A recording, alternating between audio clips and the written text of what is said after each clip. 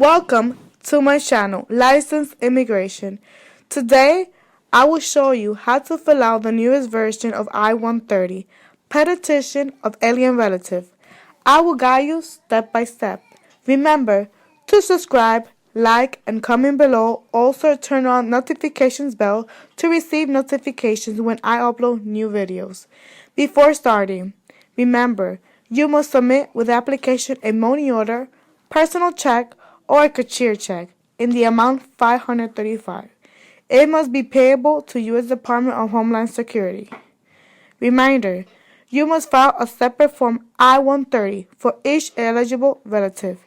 If petitioning for a spouse, you must also submit a Form I-130A, supplemental information for a spouse beneficiary. Also, be aware, U.S. citizen, if you're filing, you can file for your spouse, your unmarried children under 21 years of age, your unmarried sons or daughter, 21 years of age or older, your married sons or daughter of any ages, your brothers or sister, you must be 21 years of age or older, and your mother or father as well. For lawful permanent residents, you may file for your spouse, your unmarried child under 21 years of age, and your unmarried son under 21 years of age. So now, let's go ahead and start filling out the application. So as you can see, the form, the I-130, I'm going to scroll down. Part 1, relationship. You're the petitioner, your relative is the beneficiary. So now in question 1, you must select who you're filing for, or your spouse, a parent, brother, sister, or child. So let's say we're filling out for a spouse. So we will click on that choice. In question 2, if you're filing this petition for your child or parent, select the box that describes your relationship. Select only one box. This question, it will be if you have a child. Question number 3. If the beneficiary is your brother or sister, are you related by adoption? You will use this option. On number 4, do you gain lawful permanent resident status or citizenship through adoption? You will click that choice if you qualify for that choice. So, in part 2, it's information about you, who is filing for the petition. So, if you're resident, you will put your alien number. If you have a USCIS online account, if any do you have, you will put it here. And number 3, you have your social security number. In question 4A, 4B, 4C is your full name. Your first name, your middle name, and your last name. We continue with part 2. If you have had before another last name, you will put it in option 5A, 5B, 5C.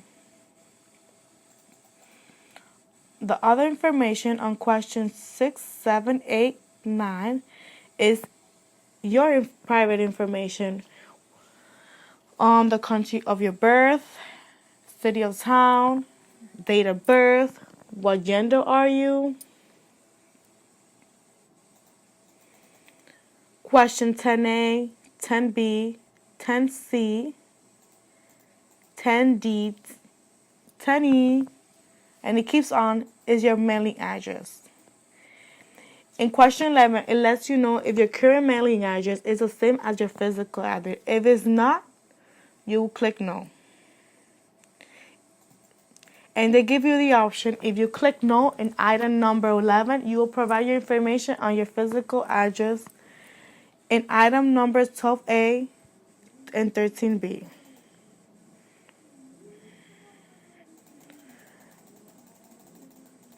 Okay, let's keep on. An address history, if you lived previously, your last 5 year different address, you will provide this in question 12. You will provide the information.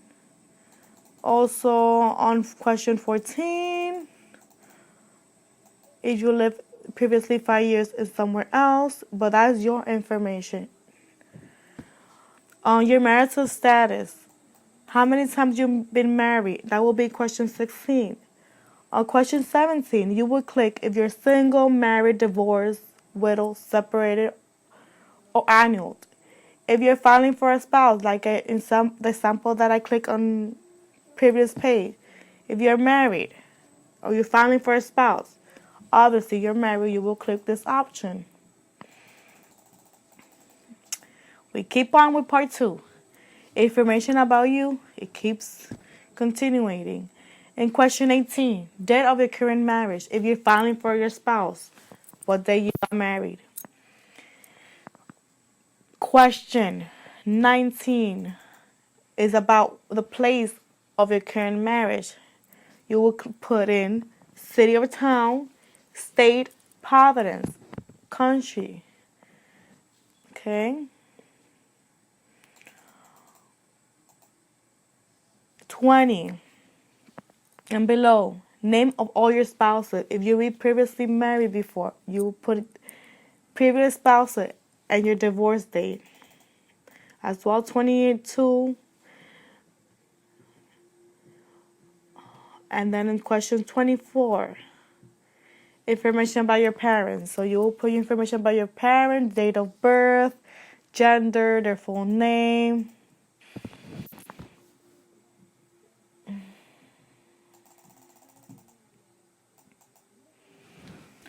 Parent number 2 keeps on, 30 and below. Additional information about you in question 36. You have to explain if you're a U.S. citizen, a lawful permanent resident.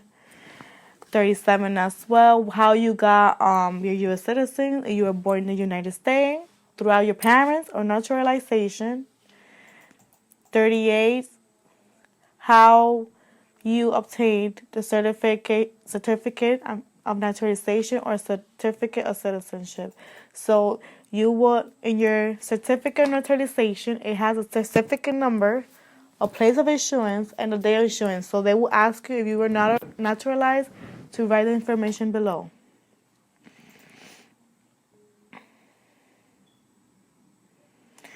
In part 2, it keeps continuing. It asks you, if you're a lawful permanent resident, you must have to include your class of admission, your date of admission, your city or town, state, how you gain lawful permanent residency.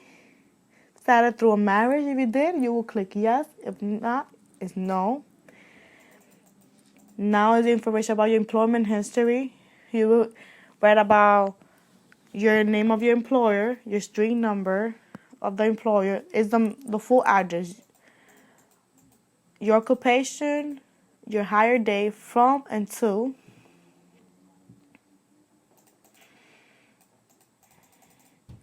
another employer if you have one.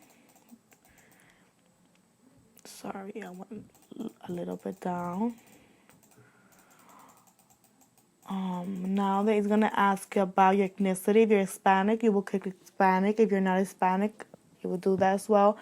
Your race, if you're white, Asian, black, or African American, American Indian, Native Hawaiian. Your height, you put your height. Your last weight, if you remember, you put your last weight or your current weight. Your eye color. Keeps continuing. Your biographic information, part 3. What hair color? Let's say you're dark brown or you're black. You click that option. Part 4. Now you start putting the information of the person that you are filing for. If he has an alien number, if he has a USCIS account, if he has a social security number. If he doesn't, you don't put it in. His full name, 4A, 4B, 4C. If he had before or she previously different name, 5A, 5B, 5C, 6 and below, country of birth, city, date of birth, gender. If someone else have filed for them before, if yes, you put yes. If no, is no.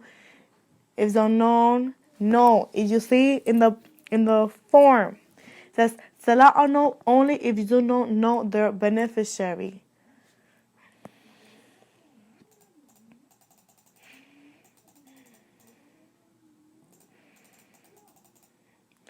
And beneficiary physical address. You have to put his physical address where he's currently living or she living in.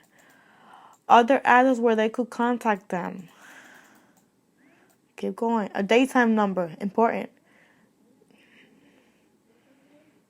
We keep going in part 4 of your beneficiary. His mobile number. Please put their telephone number, their email address. If they do, it's important. At least one number is very important. He or she been married before. You will put how many times they've been married, the current marital status. Let's say you guys are married, you're filing for your spouse. Obviously, he's married with you, so you'll put married and the date of marriage as well. You will just copy the same information as previously you did. Place of benefit, current marriage. The same place you guys got married. If they have previous spouses, they will put the information. You have to put the information below.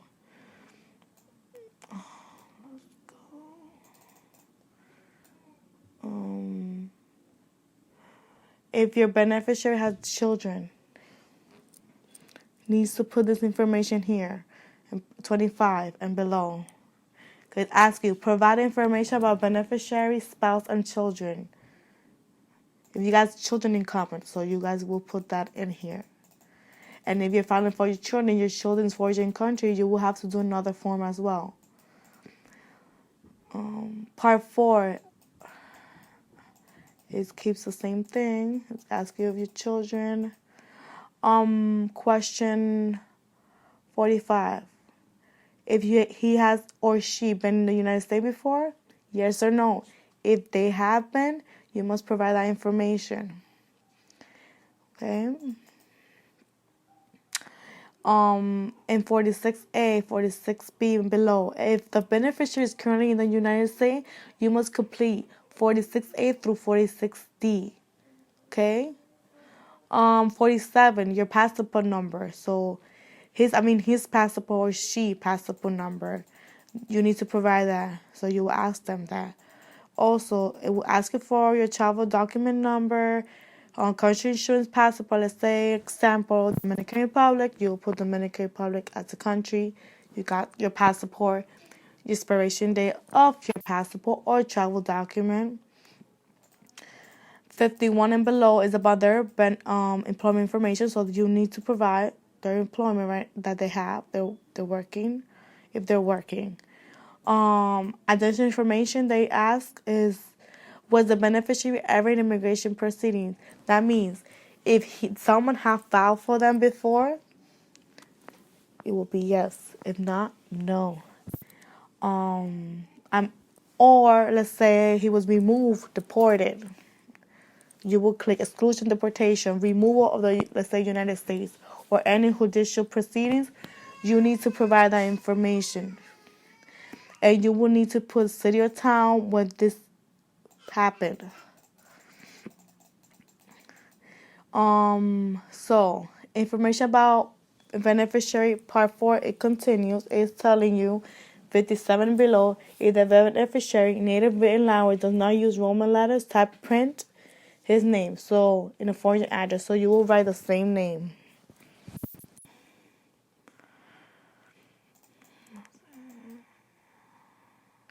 If your spouse provide the last address at which you physically live together, if you never lived together, type or print never lived together.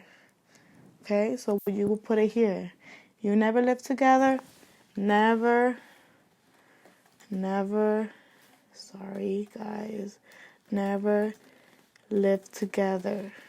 Okay.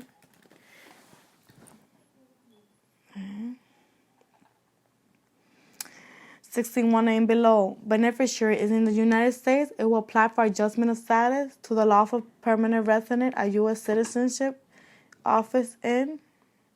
You fill that out. Part 5. Have you ever previously filed a petition for this beneficiary or any other alien?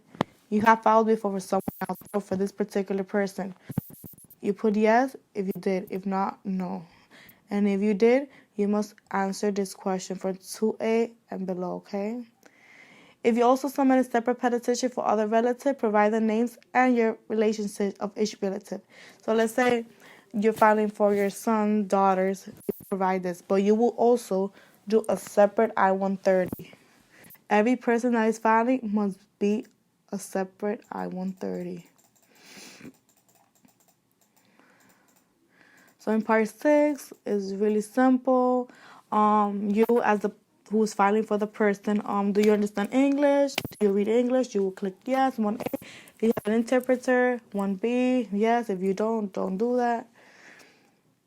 So simple questions, okay? Your contact information, please fill that out. 3, 4, 5. Daytime number if you do have one. Cell phone, at least one number. It will be great.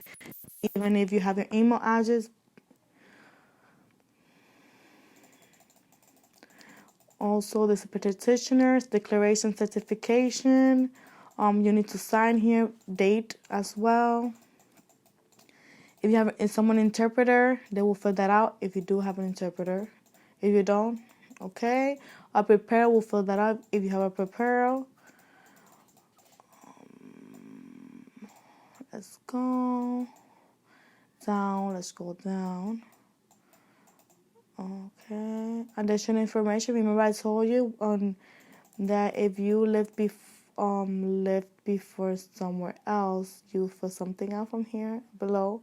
So this is just to help you out. Extra space, okay?